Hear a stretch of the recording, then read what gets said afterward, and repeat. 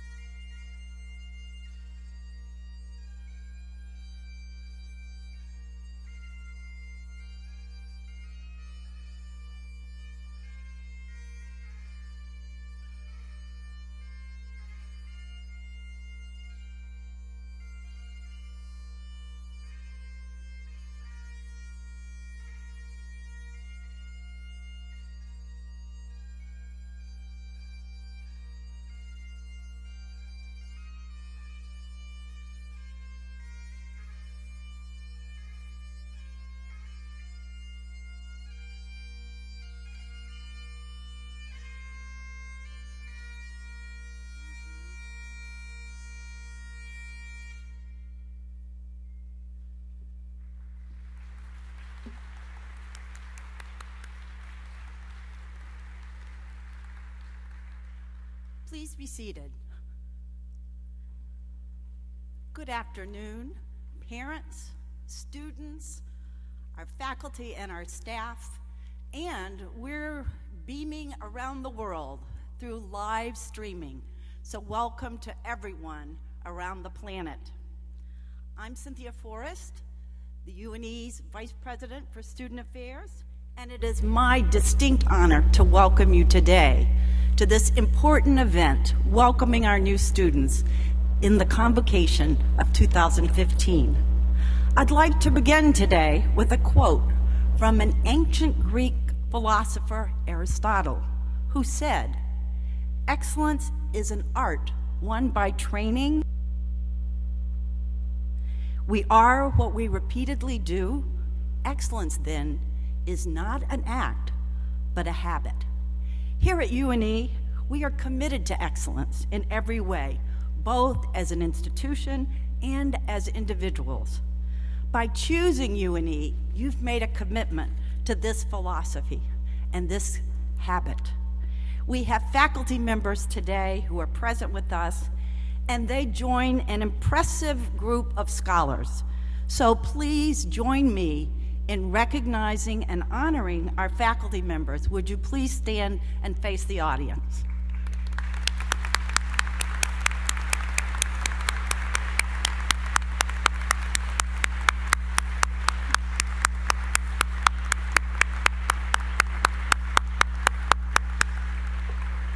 Thank you.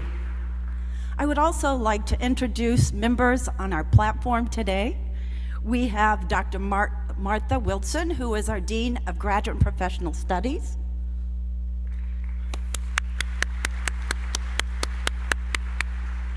We have also Darianne Lemire, she's corrected me, and she is our USG Student Government President.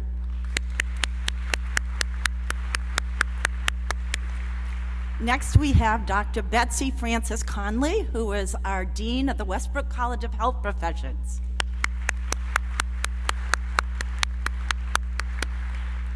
Sitting next to her is Dr. Dennis Layton, who is the Chair of the Faculty Assembly.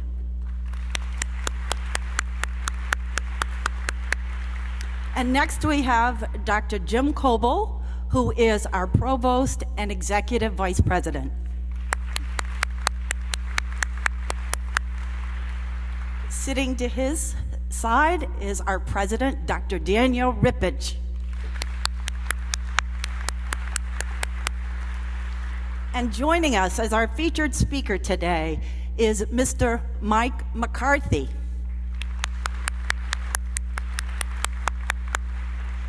Next is our Dean of the College of Arts and Sciences, Dr. Jeannie Hay.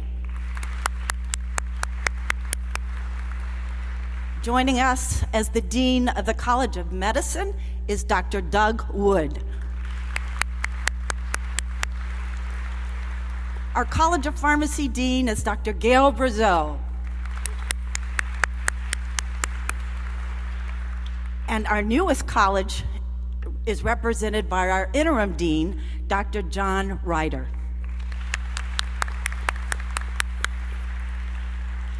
It is now my pleasure to invite our Provost and Executive Vice President, Dr. Jim Coble, to the podium.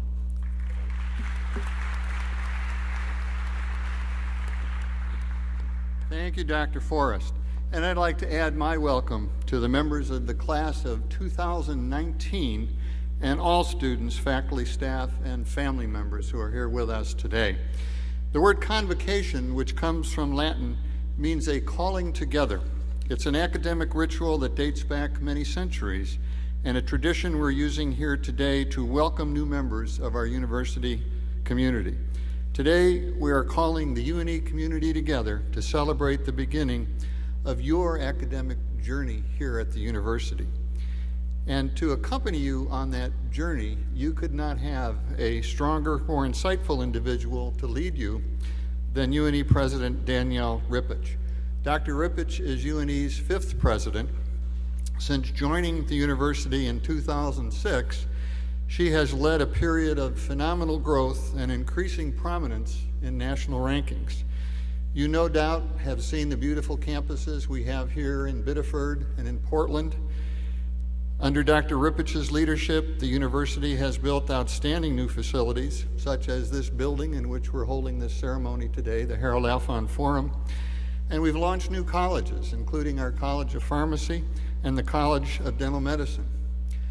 And with nothing much else to do, we've actually crossed an ocean and become a truly global university with a spectacular new campus in Tangier, Morocco, which opened in January 2014.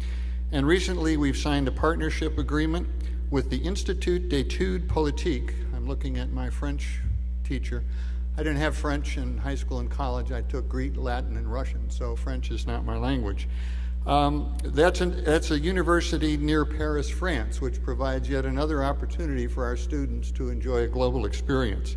Our research and academic programs have also expanded and opened a world of possibilities for you, including a new location on Ram Island in the Saco River. So we own an island now. You enter your journey in good hands, and based on what I've seen over these past few years and what is planned for the future, the 4 years ahead of you promise to be very exciting indeed. As she begins her 10th year as president of the University of New England, please join me in giving a warm welcome to Dr. Danielle Rippich.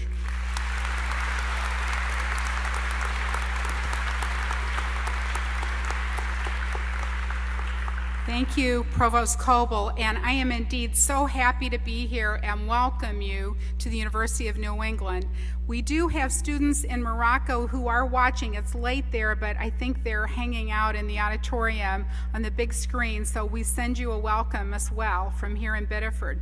But this class of 2019 is really special. It's a good number. I looked out my window yesterday and I saw you on the softball field forming 2019 for your class picture. And it's amazing how quickly 2019 is going to come. But I hear that you take direction well as a class, and you organized for that photo, and you also, according to Jack McDonald, know how to already do a really good UNE cheer. So I'm going to ask the class of 2019, would you please stand? I want to see this for myself. Look at that. What a great class. Okay, we're going to divide. Look at that.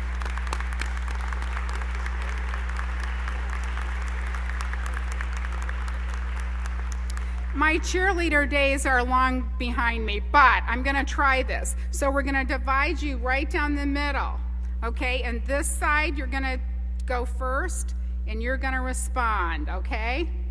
All right? And the cheer goes, we are UNE. Okay, let's hear it now. Let's do it. Ready? Is everybody ready? Okay. We are UNE. That was pretty good. I think we could do better. I want one more. I just want to hear it one more time, please. Okay? Are you ready? This side can be a little stronger. Let's hear it. We are UNE. Woo! That's good.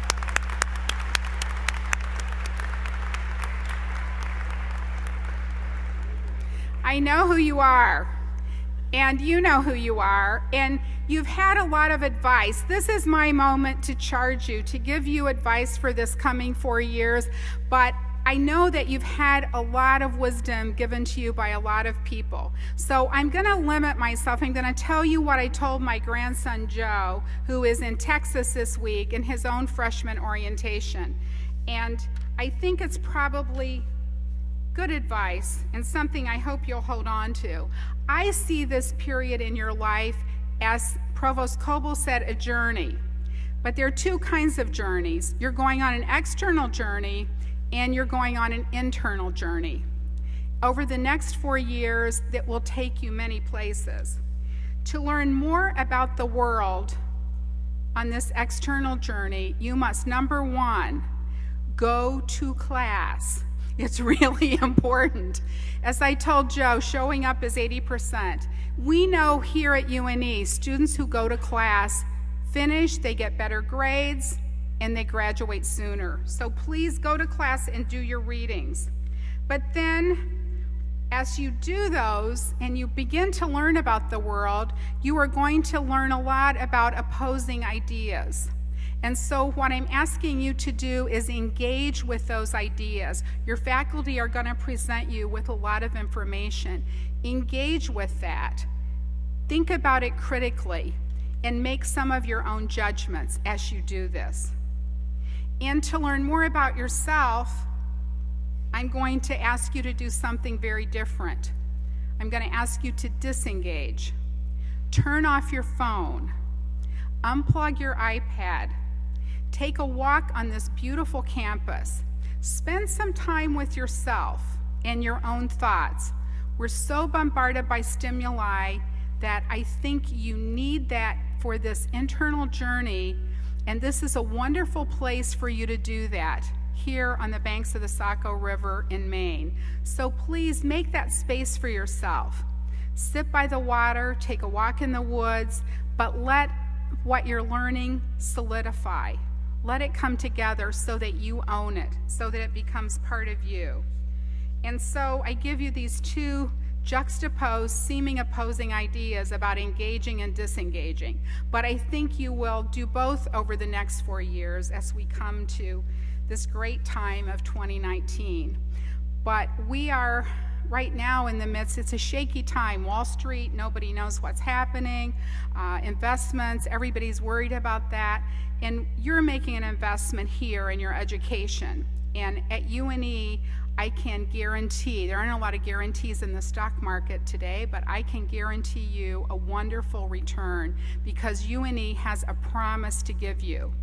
And that promise, some of it you know, not all of it. One is you can study abroad at Morocco, Spain, and now our new campus just outside Paris.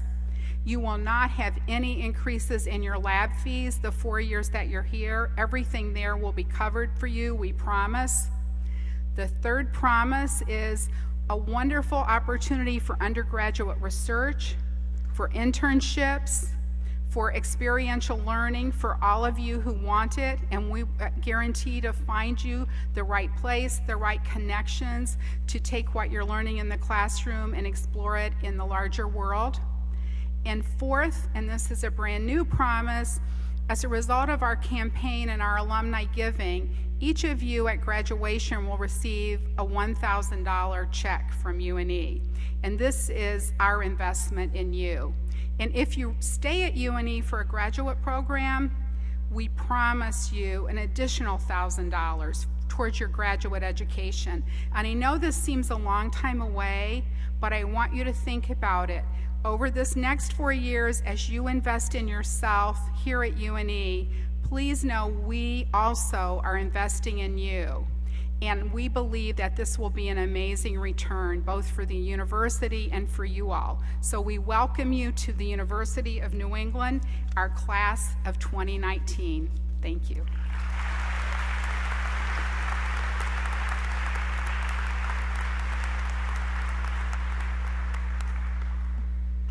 Now it's my honor and privilege to introduce UNE's 2015 Convocation speaker, Mike McCarthy, principal of King Middle School.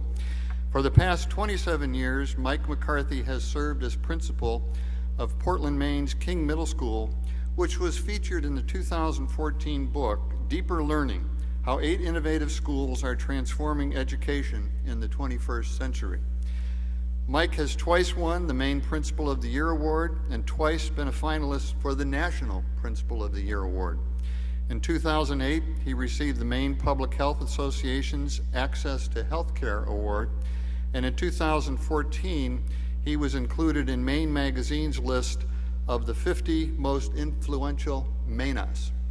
Prior to his appointment as principal of King Middle School, keep wanting to say medical school, Dean Wood, I don't know why. McCarthy had served as principal of Bonnie Eagle Middle School in Standish, Maine, and as assistant principal at Waterville High School. The author of numerous articles on school reform, McCarthy has given presentations throughout the United States and abroad. He is an adjunct professor in the Educational Leadership Program at the University of Southern Maine and a national faculty member for expeditionary learning. Mike holds a Bachelor of Arts in Mathematics from the University of New Hampshire, a master's degree in Educational Administration from Salem State University, and a certificate of Advanced Graduate Study from the University of Maine. And on top of that, he is the 2015 recipient of the honorary doctoral degree of Humane Letters from our very own University of New England. And I'm going to paraphrase a quote from Dr. Ripich's introduction of Mike at this year's commencement. Mike, you have been a lifelong champion for students and for innovation in education.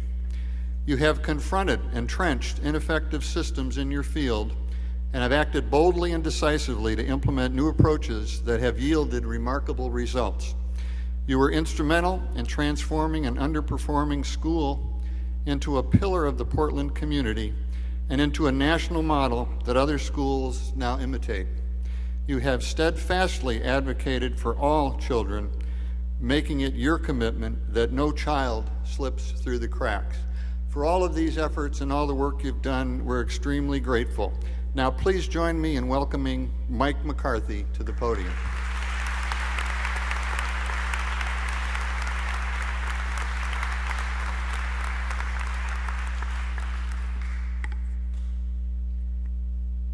Well, after that introduction, I feel like I just should walk out, because things can only go downhill. So I've introduced and welcomed lots of classes to a school. And one thing I always say is, probably a lot of you are nervous. This is a new adventure, and it's okay. I'm nervous too. And you'll get over it, but that's okay to have that sort of butterflies in your stomach. What's going to happen? Am I going to be able to achieve what I want to achieve? And you will. You will. So I have a few stories. I don't have a lot of advice because I'm not that bright. In fact, I was almost expelled from 2nd grade for refusing to color. And it was a Catholic school in Boston. And what happened was we had these things called Think and Do books. There were language arts books. There were 72 pages. Not that I have any issues with that. But the top part was sort of a space to color. And I couldn't stay in the lines. I didn't like it. But I didn't mind doing the language arts work. So we were only supposed to do so many pages and then stop, and sister would correct it. So I didn't want to color, so I did the whole book. And I brought it up, and she said, I said, well, I'm done. She said, well, you weren't supposed to do that. And I said, well, I was kind of bored. And she said, oh, I see what's wrong. You didn't color. And so the story goes that I went back to my seat. And this was the year that the 64 Crayola crayon box came out.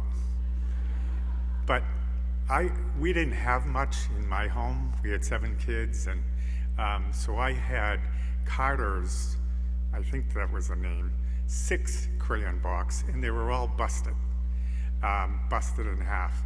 And next to me was kids drawing with watermelon and sea mist, and I had my purple crayon, which was ple, because that's the top half of the purple crayon.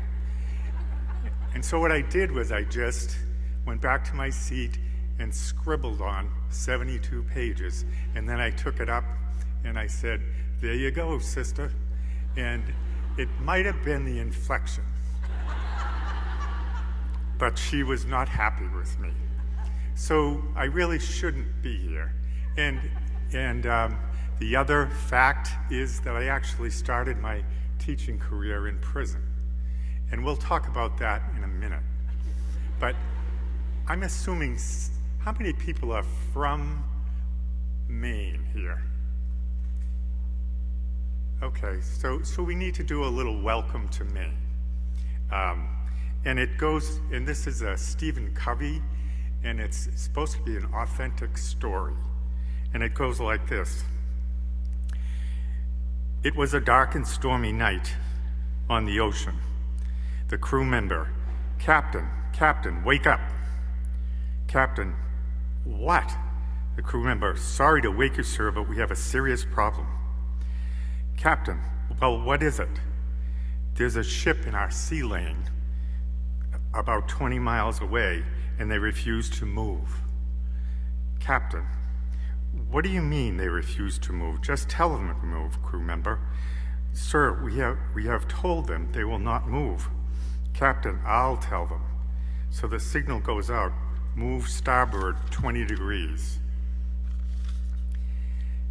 The signal returns, move yourself starboard 20 degrees. Captain, I can't believe this. Well, I mean, I'm a captain. Let them know who I am. I'm important. The signal goes out, this is Captain Horatio Hornblower, commanding you to move starboard 20 degrees at once. Signal returns, this is Seaman Carl Jones II, commanding you to move starboard 20 degrees at once. What arrogance, I mean, what presumption. Here is a seaman commanding me to a captain. We could just blow them right out of the water. We could just let them know who we are. Signal, this is the mighty Missouri flagship of the 7th Fleet. The signal returns, this is the lighthouse. And the legend is that it's the Noble Lighthouse in York. So welcome to Maine. And sometimes things aren't what they appear to be. And that would be a piece of advice I have. So always look for the real facts and what's really going on in a situation. Now, I bet you're still wondering how I started my career in prison.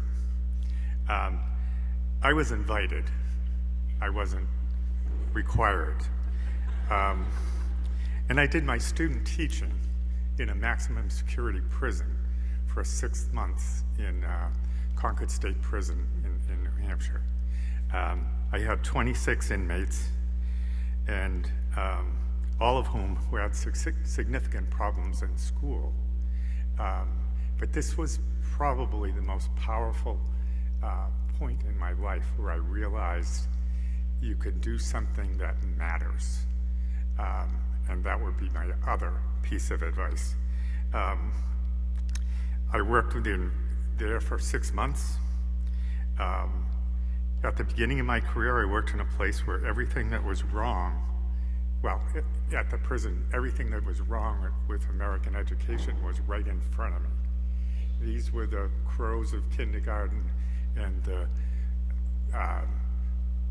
low socioeconomic kids of middle school and the dropouts and juvenile delinquents of high school. And it was all right there. Each inmate had a story. None of them graduated from high school.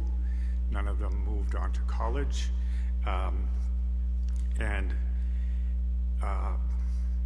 But even during my tenure there, similar to second grade, I was accused of inciting a riot with my guys because there was a riot. It was during the Attica revolt.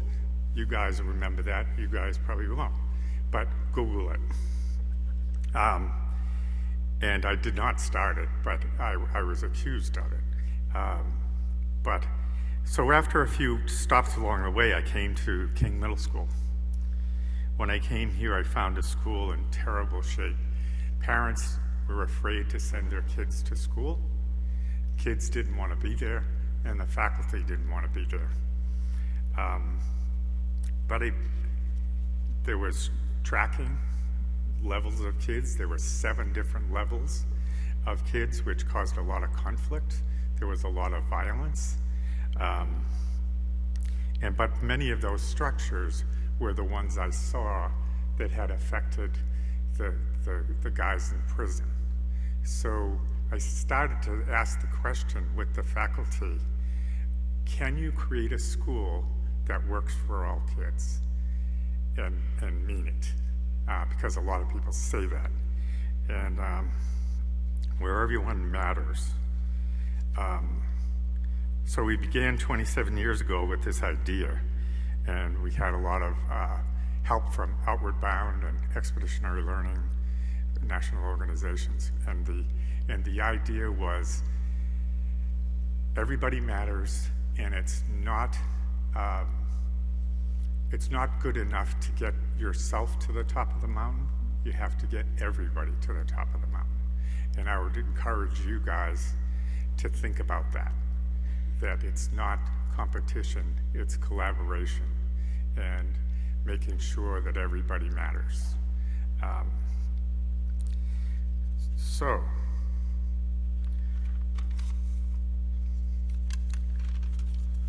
So at this point, with a school that has 550 students, 55% of the kids live in poverty, 33% of the kids have second languages, and we speak 28 different languages at King Middle School.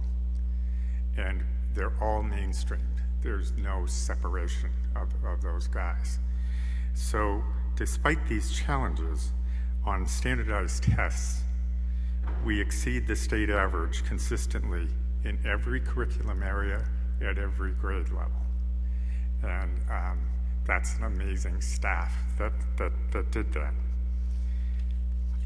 So at University of New England, as I've studied, you have a lot of careers that are available to you. So my final words are good luck in your adventure, be relevant, matter, do something that matters, and then watch out for things that don't always seem to be the way they are. So thank you very much and have a great year.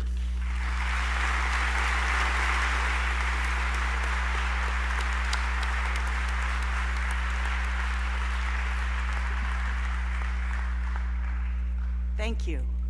As we matter to each other, that is the essence of community, and we are so blessed in this community to be together today and to celebrate and to hear wise words. Thank you.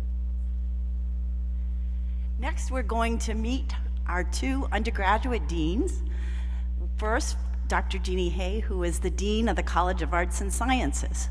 And then next, Dr. Betsy Francis Conley, who is the Dean of the Westbrook College of Health Professions. Welcome now, Dr. Hay.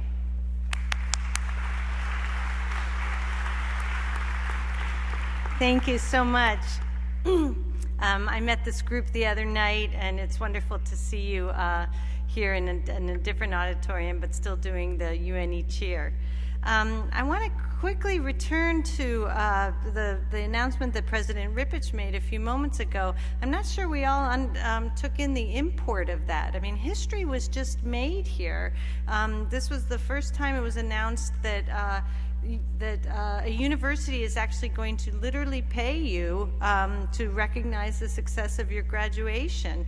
And I'll be really excited to be shaking your hands as you cross that graduation stage 4 years from now and get the check that's going to launch you. So that's awesome.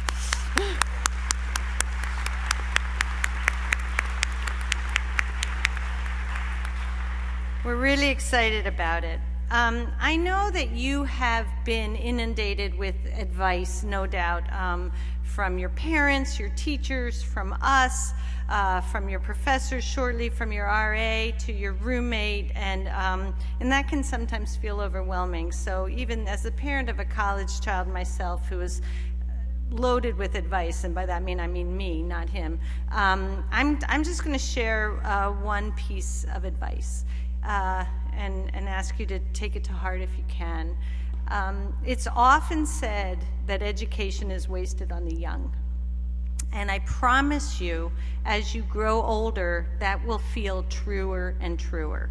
When we're young, it's hard to see. When we're older and we appreciate so much what we had, it kind of comes into focus a little bit more. My advice to you, each of you as individuals, is to make sure that your college experience is not wasted on you. You don't want to be one of those students who, upon graduating, says, boy, I really wish that I'd taken better advantage of the amazing opportunities that UNE had for me when I was a freshman and a sophomore. So there's my single piece of advice. And now I'm going to just talk a little bit about this group of people arrayed in front of you. And so if I could ask the faculty to rise again and to face the students. I want to, may I ask the faculty, rise again and face the students.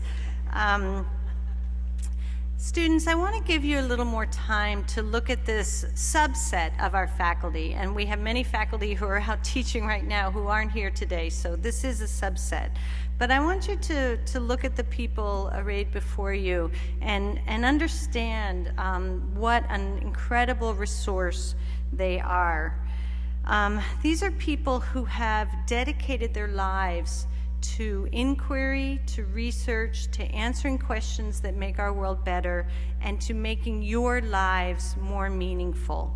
All of us, and I say us because the deans here at UNE are all members of the faculty, we all come from backgrounds in teaching and research. We have all worked very hard. We've achieved the highest degrees in our field.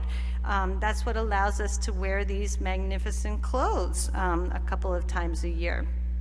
And we have come to a university to be part of your education and to part of the inquiry and research, in many cases giving up other opportunities that might be more financially lucrative or seemingly snazzier in our culture because of how much we care about truth and the pursuit of a better world and through the experience of young people like yourselves. I could never, it would take me months to describe all of the kinds of things that our faculty are doing, but just to give you some examples. In front of you, you have, for example, faculty members who are looking into how algae right out here in the Saco Bay has properties that can prevent and kill deadly infections like MRSA. I mean, life-changing. We have faculty involved whose research shows that patient care is improved when doctors and nurses and other caregivers work in teams rather than individually, like most of us, certainly I, are used to. We have a faculty member here at UNE who just received the highest award that the state of Maine gives for conservation of our natural resources. That is no small thing, because Maine is one of the most environmentally and ecologically minded states in the Union, and the single best conservationist is on the faculty at UNE. We have a historian of women in New England who wrote in Down East magazine very recently about what it was like for young women your age who came to Biddeford not today, but 100 years ago, not as college students, but as factory workers in the textile mills, and the really challenging, frightening, but also exciting experiences that they had.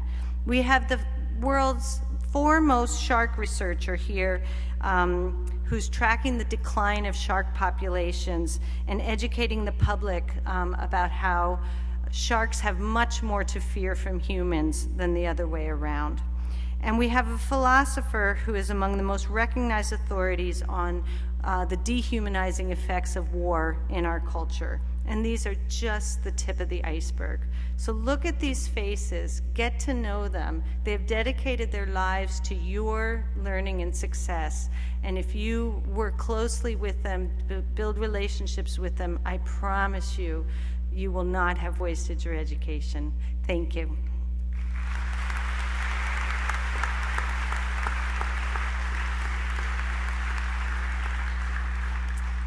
So we're sort of at the seventh inning stretch here, I think. On behalf of the incredible faculty of Westbrook College of Health Professions, I too want to warmly welcome each and every one of you to the start of a new academic year. As the provost said, a convocation is a call to come together for a ceremony. And this ceremony marks the beginning of the academic year. It's a celebration of the distinct privilege we all have in the academy to read broadly without censorship, to be curious, to learn, to discuss and debate, to challenge theories, and to create new knowledge.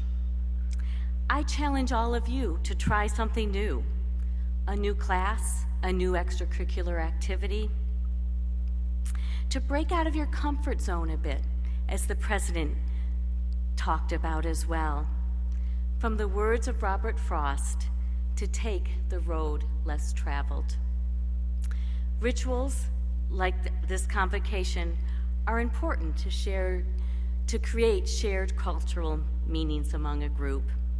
So we, here at the University of New England, come together this day at this time to say, we're a community of scholars, we welcome our new students, and we celebrate the new academic year together.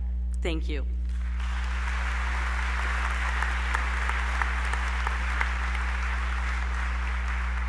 Thank you so much, Dean Hay and Francis Conley. Next, I'd like to introduce you to the chair of our University Faculty Assembly, Dr. Dennis Layton.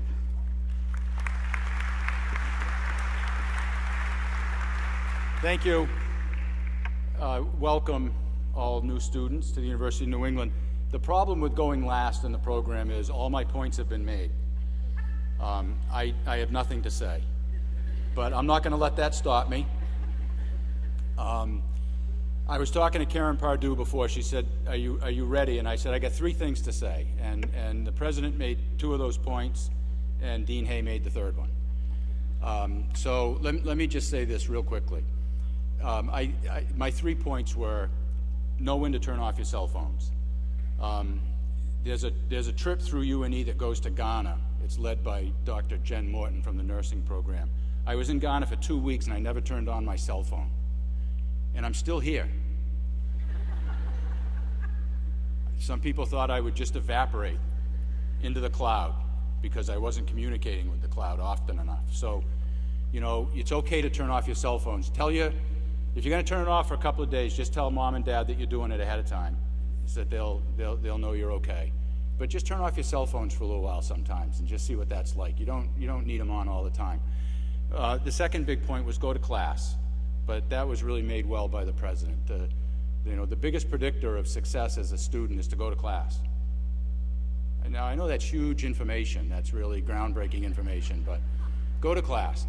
And the third thing is really get to know your professors. Your professors want to know who you are. They want to meet you. Stop by office hours sometime, linger after class sometime, go in early and just say hello to your professors, introduce yourself, who you are, why you're at UNE. They really want to meet you. So as chair of the Faculty Assembly, it's really my distinct honor to welcome you to the University of New England on behalf of the faculty. The faculty really want, they want just a couple of things. They want you to graduate. They're here to help you graduate. They want you to stay at UNE for the 4 years and just have a wonderful, rich experience. So, just turn off your cell phones and meet your faculty. That's all I ask. Thank you.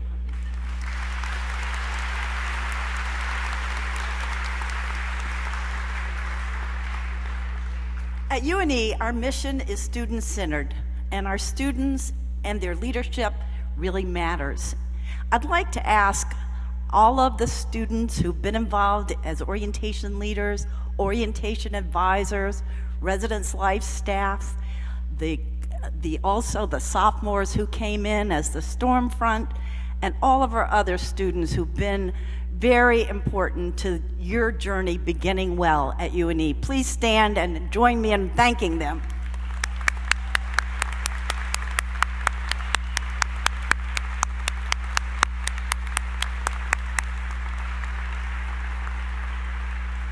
Thank you. You'll get to know them even more as they wander around campus, and please know that everyone here is here for you, to welcome you and to be a resource. And an important resource on our campus for all undergraduates includes our university and our undergraduate Student Government Association. We have 3 student governments at the University of New England: the undergraduate, our medical school student organization, as well as our Graduate and Professional Student Association. And across the university, our student leaders work together on really important issues. They were the leaders and movers and shakers behind establishing a tobacco-free campus. It took a while, but they really worked hard to ensure that there was consensus among their constituents. And joining us today is a wonderful person who has stepped up to serve as your president of the Undergraduate Student Government Association. She is Darianne Lemire. So please join me in welcoming her to the stage.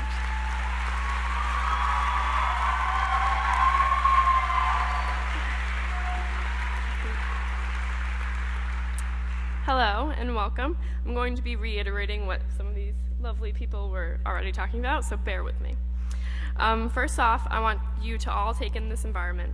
Everyone is here to honor all of you today and to welcome you to the university.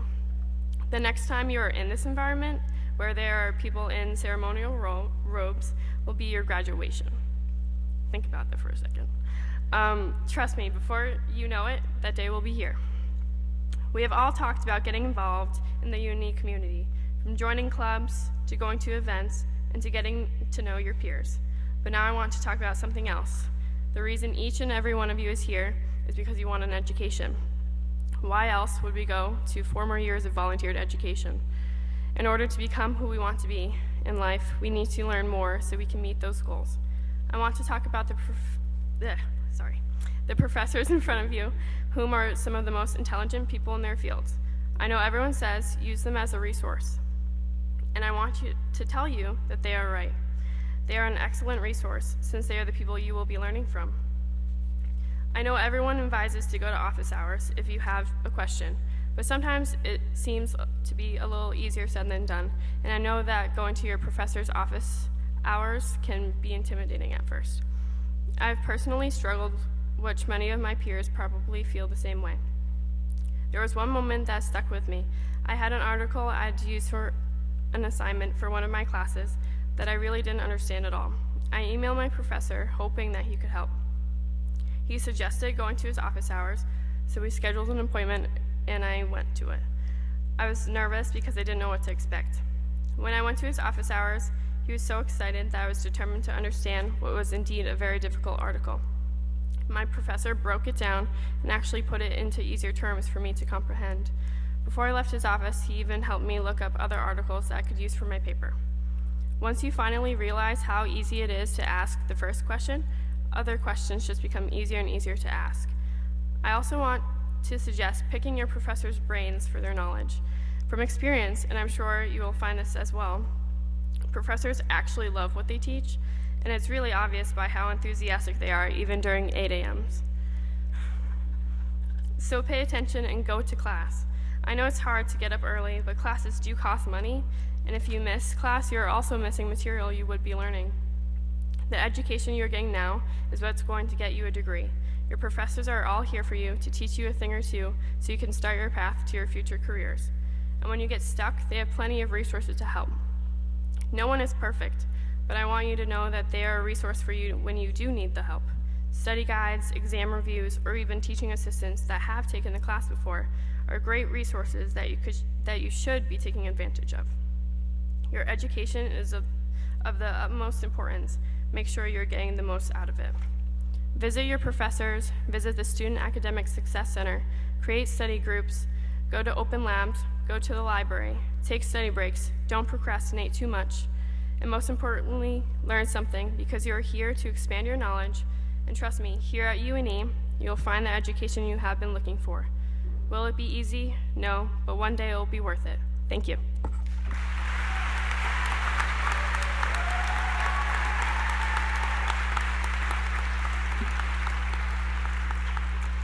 So here we are, almost at the end.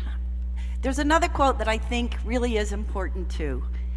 Aristotle says, "Seek first to understand and then be understood." And as you think about the power of your education to be transformative, to make a difference in the world, you are a person with many talents. And one of the things that we as a senior team have been looking at is the power of how we use our mind every single day. Starting the day with gratitude, focusing on what is positive, having a growth mindset, thinking about the future, and creating the reality that you want to see in the world. And so I challenge you to dream big dreams and to reach high. I know that as you think about the world that we live in, we have many opportunities to make a difference. And Margaret Mead always said, never doubt that a small group of thoughtful, committed citizens can change the world. Indeed, that is the only thing that ever has. So I want to congratulate you as you start your dreams and you start your work here at UNE. And when it gets tough, I often say to students, you're really getting your money's worth. It means that hard work and deep learning will enhance who you are and the gifts you have to give to the world. We're a place that also has many, many features that includes excellent speakers, programs, faculty presentations, student research presentations. So I hope you'll be engaged in and outside the classroom. In this gym, we want to see it packed for all of our events. And it's a way that we can show our UNE pride every day.